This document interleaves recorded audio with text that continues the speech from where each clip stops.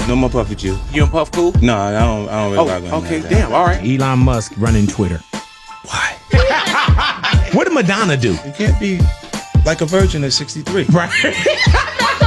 Do you ever see you and Ja like pictures together? When we say Instavid? Nah, that won't happen. Wow. What is this penis enlargement lawsuit? My penis was enlarged since I was little. Okay. Big Boys 30 special edition, 50 Cent. 50, he speaks his mind. So let's get into it right now, man. Big Boy 30 special episode. 50 Cent always has an opinion. Big boy in the morning. Alrighty, man, it is going down. We got a friend up in here, 50 Cent. I'm here. Pleasure to have you in here. The first thing I said to Fifth when he came in, I said, man, you back in that gym, huh? Yeah, training, man. Try to get myself back in shape. Yeah, man. Is music that first love? Because there's It some is. cats be like, man, I could walk away. I need that to feel hot. I hear you. Like, and I like, you can't really fake that. No. It got to be based on the material and you having your finger on the pulse of what's going on and being able to do it. Like the guy that go, he's hungry, so he's writing because he's hungry because he has nothing. I remember that. I was that. Mm-hmm. And now while they're saying he's hungry, I'm saying, sure what? I'm disciplined. Right. Yeah. And it is a significance in staying in a culture that's out with the old and with the new.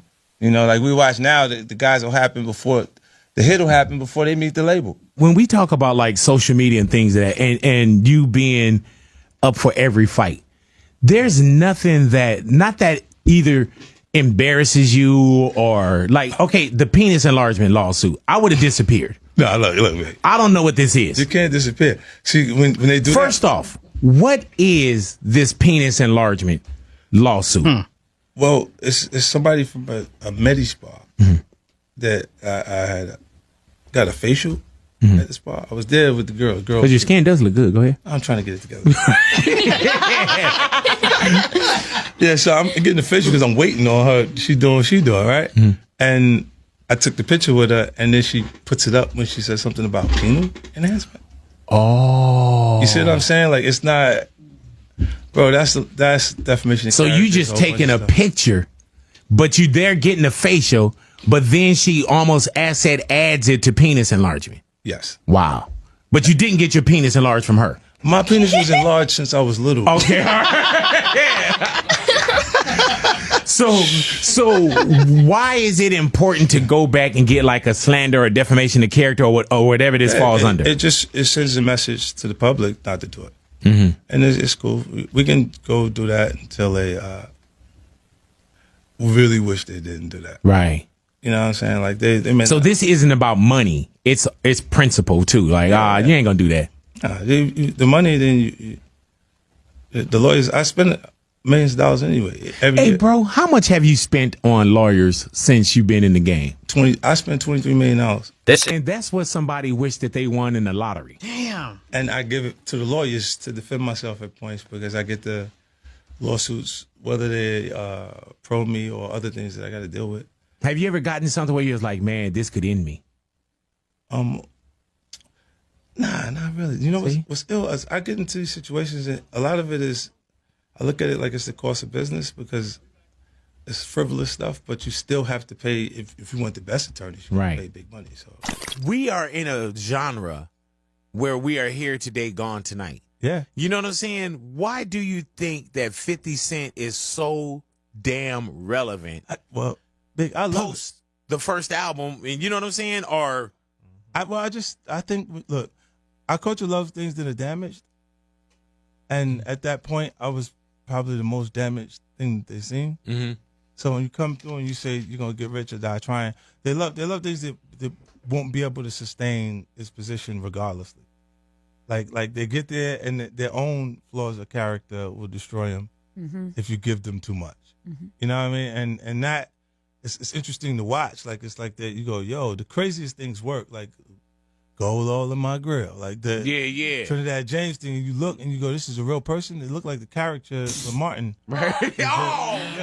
Right? All right, here we go. Renee, mark that one down. No, but it was real. That's Here we the go. way it looked, and we appreciated it. We liked it because it was like, yo, look at this. Why do you think we liked you? Was it I was because the shot 9 times? and coming in with all of that baggage, with Right. everything that everybody was still on the street. But then when we're finished, when we're done with that, why? Big, the guy that got shot 9 times album says he's going to get rich or die trying, and everybody involved is still on the street.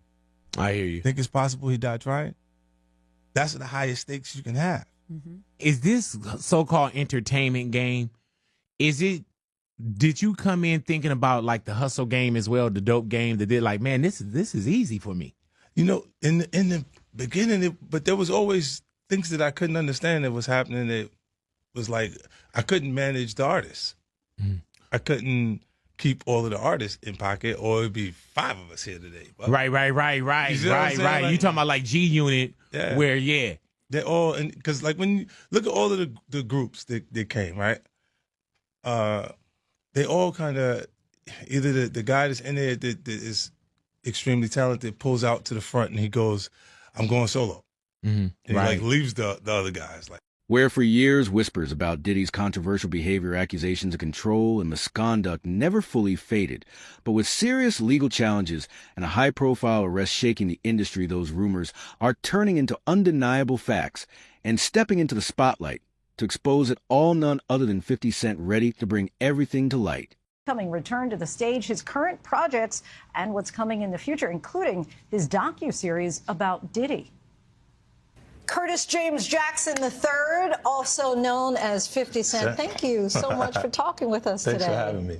So let's start with 50 Cent, because I read that the name originally was a metaphor for change, Right. and also from a Brooklyn bank robber in the 1980s. Yeah, well, street guy. Yeah. Okay, and so what was that change metaphor that you were thinking about so early on? Well, I came with the concept of I just do things my way, and I knew that the other artists that were there was so many talented artists a part of hip hop culture that I knew they could beat me at different things, but they couldn't beat me at being me.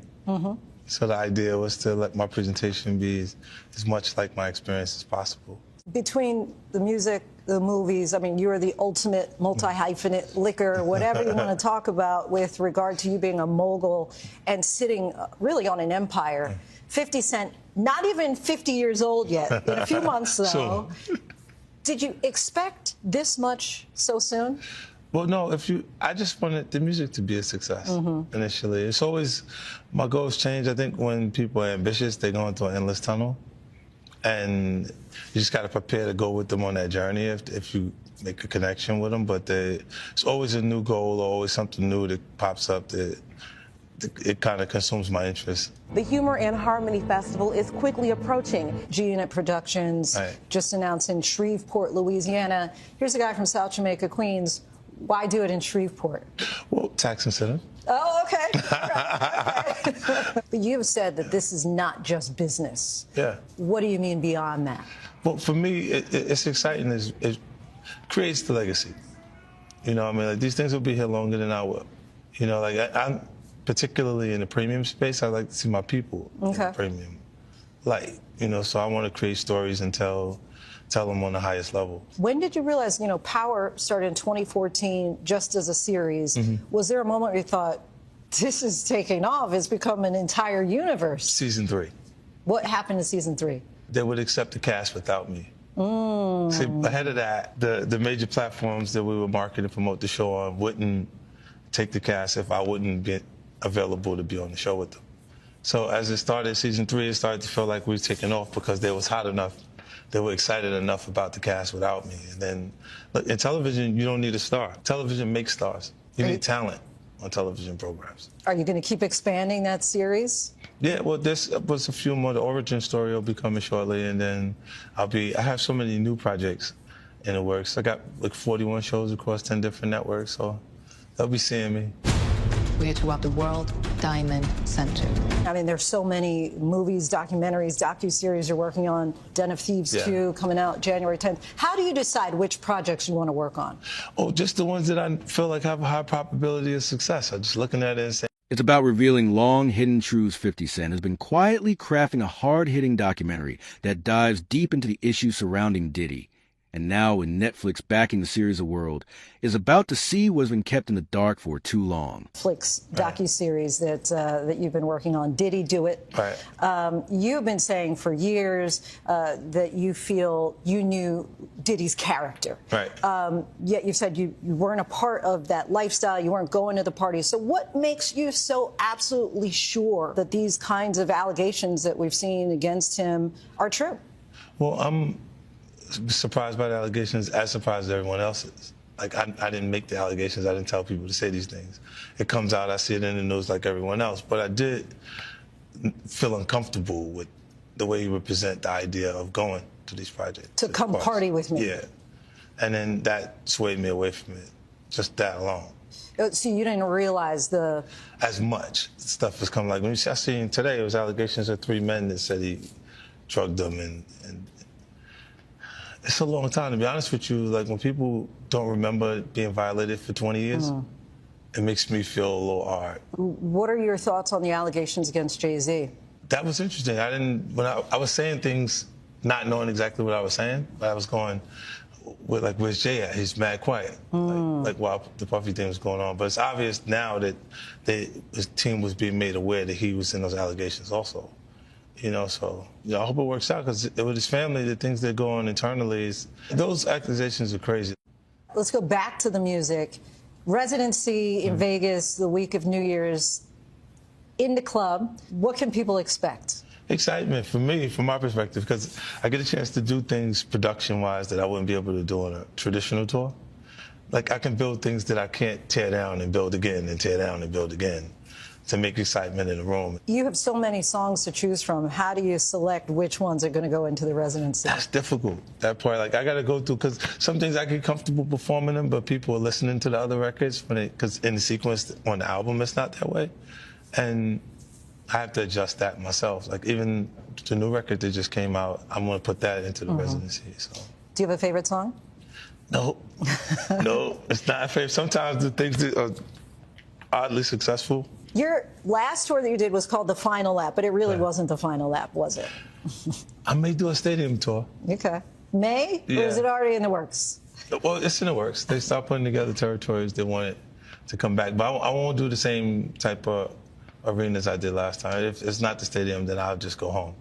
Do you enjoy the live crowd or the music aspect of it, or do you prefer, being in the studio acting? I really enjoyed the tour this time. This last tour was cool, and it was because I didn't have the pressure of releasing the album before it, so I wasn't doing so much new material that I had to concentrate on that while doing the show. Like, it was like, I know everything, all of the words are ready, let's go. Let me just figure out, like, what's physically happening during the show, and let's go.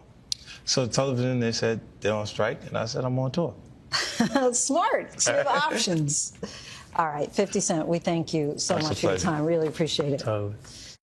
Appreciate 50 Cent for that conversation. If you can't wait until a possible stadium tour, tickets are available for his Planet Hollywood residency in Las Vegas, going from December 27th to the 31st, and then 2 more dates in the beginning. The timing couldn't be more crucial. Diddy's arrest has thrown a harsh spotlight on long-buried allegations.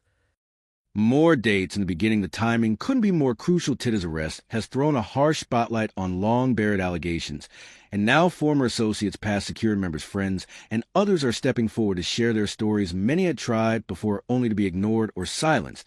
But with 50 Cent's platform amplifying their voices, they're finally ready to speak out about what they claim to have witnessed and found inconsistencies with the accuser's story. You should always advocate for yourself. It comes after our interview with a 38-year-old mother from Alabama who accuses Sean Diddy Combs and Sean Jay-Z Carter of raping her when she was 13 years old. She asked us not to reveal her identity. What made you want to come forward? Because I think that I've been quiet long enough. She says that she went to the MTV Video Music Awards in 2000. The woman says she spoke to Combs' limo driver, who offered her a ride to an after party. She says at the party she spoke to musician Benji Madden and his brother. I'm talking to Benji Madden about his tattoo. It's the Last Supper. In a statement to NBC News, a representative for the Maddens confirmed that they did not attend the 2000 VMAs and that they were on tour in the Midwest at that time. At the after party, she says she had a drink that made her feel woozy. Then she says Combs and Carter both raped her. She says she ran to a gas station where she called her father, who picked her up. We rode home in silence. She didn't ask me what happened. In an interview with NBC News, her father said he could not verify the claims. I feel like I would remember that, and I don't, he said. When we asked the woman about the contradictions in a phone interview on Friday, she said she stands by her statements. I have made some mistakes, she said, in remembering what happened 24 years ago. Honestly, what is the clearest is what happened to me. In a statement to NBC News, Sean Carter said, this incident didn't happen. True justice is coming. We fight from victory, not for victory. A representative for Combs called the suit a shameless money grab. Is any part of you scared coming out against such powerful people? I'm scared of what could happen, but I'm more afraid of letting it eat me alive from the inside out. Chloe